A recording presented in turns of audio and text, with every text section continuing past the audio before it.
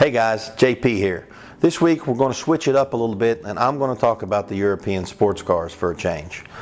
We've had a lot of requests to do a buying guide on the BMW M3. Well, this week we're here to make that happen.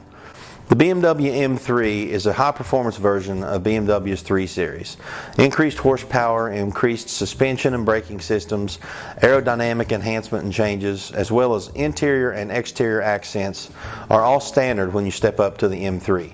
On this week's video, we're going to look at the best values, the depreciation curves, and when is the right time to buy your M3. So stay tuned.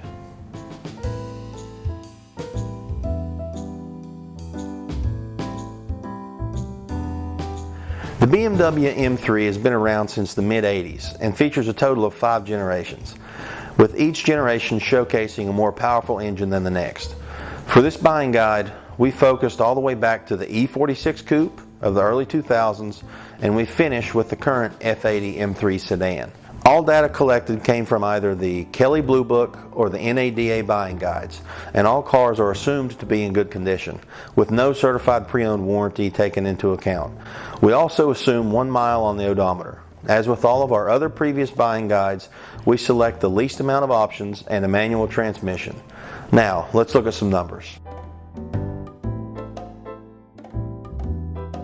The E46 M3 was introduced in October 2000 and came equipped with a 3.2-liter straight-six engine producing 333 horsepower and featuring a redline of 8,000 RPM. The addition of burnt orange seats and leather-matching door panels really helped set this car off.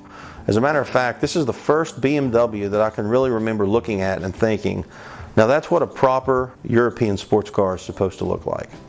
With just under 44,000 produced, this is one of the most popular M3 generations. Now, let's take a look at some of the data. You see a pretty massive spread from the original MSRP to the current used price. Our data shows you can pick up the newest version of the E46 for over 51% off original MSRP. As you get into older cars, you continue to save more money.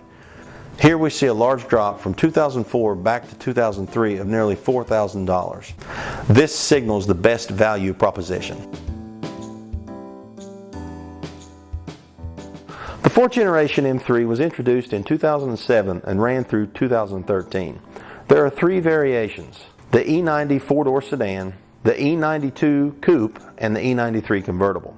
For car enthusiasts who are not particularly familiar with the BMW, these 3 designations can certainly seem a bit confusing, but when you see that it's simply a breakdown of the sedan or the coupe or the convertible, it does make a lot more sense. The E90 series M3s produced 414 horsepower from a 4-liter V8 engine that was good for 0 to 60 in 3.9 seconds when equipped with a manual dual clutch transmission. A quick look at our chart will show that the final production year for the E92 M3 can be purchased for around $14,000 off MSRP.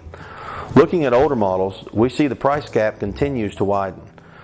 In 2011, it's up to $16,000.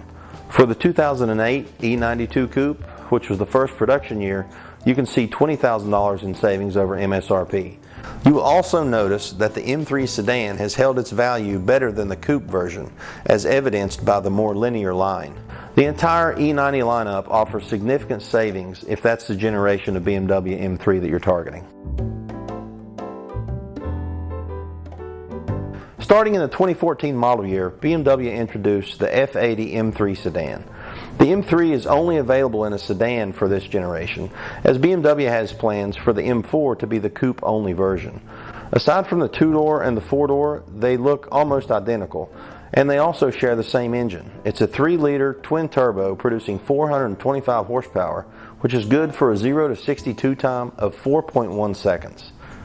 0 to 62, not 0 to 60. Must be a German thing. As we look at the charts, the data shows that a used 2016 M3 is selling for just about the same price as a new one.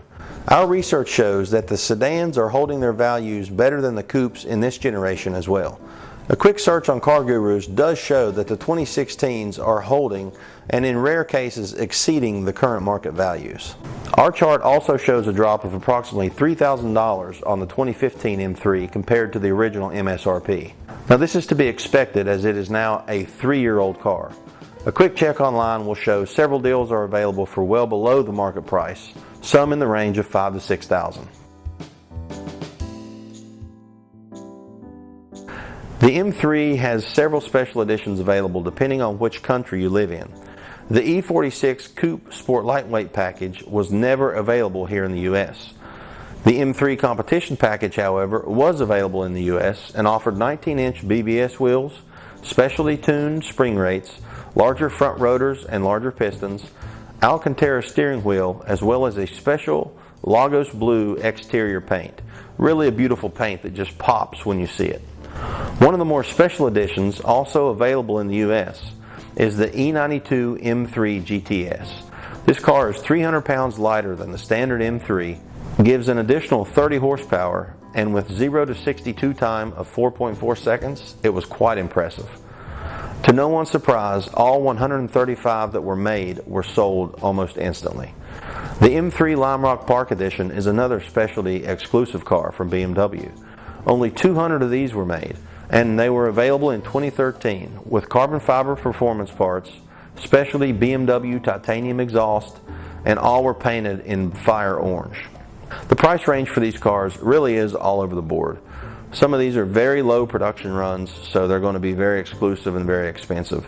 I really just wanted to point out some of these in this section of the video to show what BMW is capable of when they really put their mind to it.